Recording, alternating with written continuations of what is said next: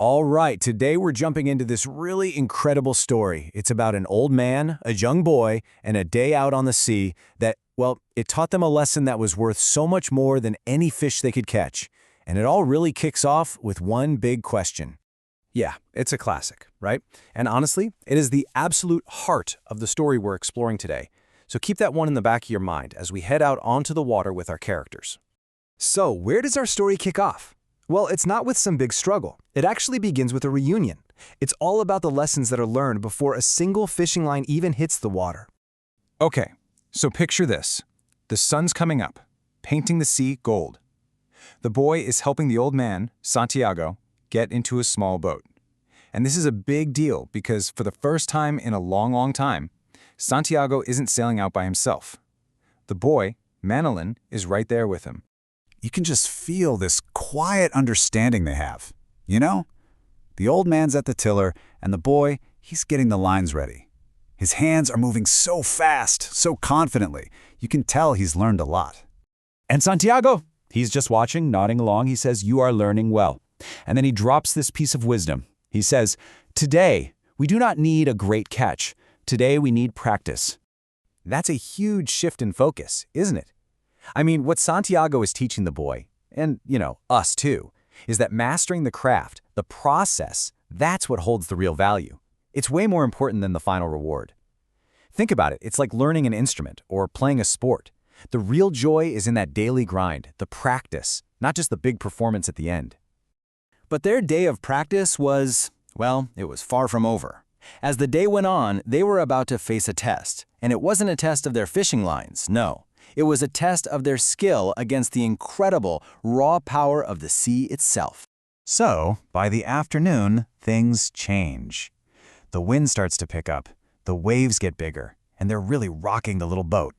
The whole mood just shifts. That calm, gentle morning, it's gone. Now they're facing this huge, raw challenge from nature.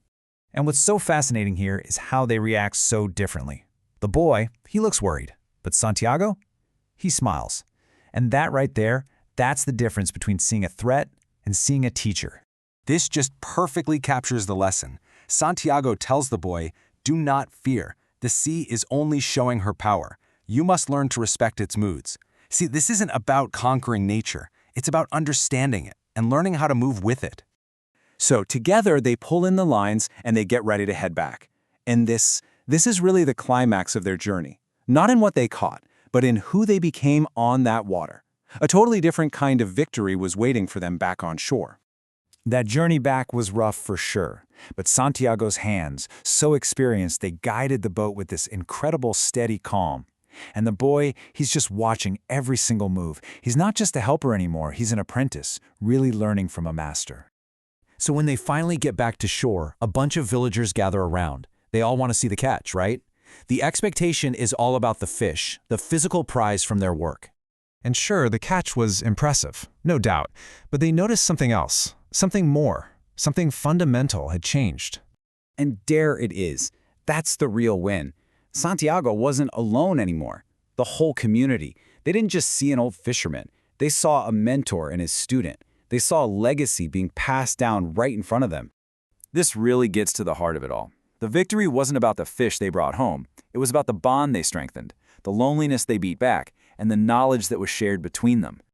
But believe it or not, the biggest, most important lesson was still to come. That night, back in the quiet of the old man's hut, the real secret to their success comes out. The boy, he's just so excited, he says, "I felt strong today. The sea listened to me." You can hear it in his voice. He feels like he bent the ocean to his will, like he's found this new power inside himself. But the old man, he just laughs, gently, and he says, "No, boy, you listened to the sea. That is the secret." Wow, what a powerful correction. True strength, it turns out, isn't about telling nature what to do. It's about having the wisdom and the humility to actually listen to it. Later, as the night gets deeper, Santiago has that dream again, the one about the lions on the African beach. It's this dream he has all the time, a throwback to his youth, a real symbol of his strength and his spirit. And even in his sleep, Santiago smiled. You get the sense his struggle was over. His purpose was renewed. So what does this final dream, this vision of youth and strength, what does it really tell us about the power of the human spirit? Something to think about for sure.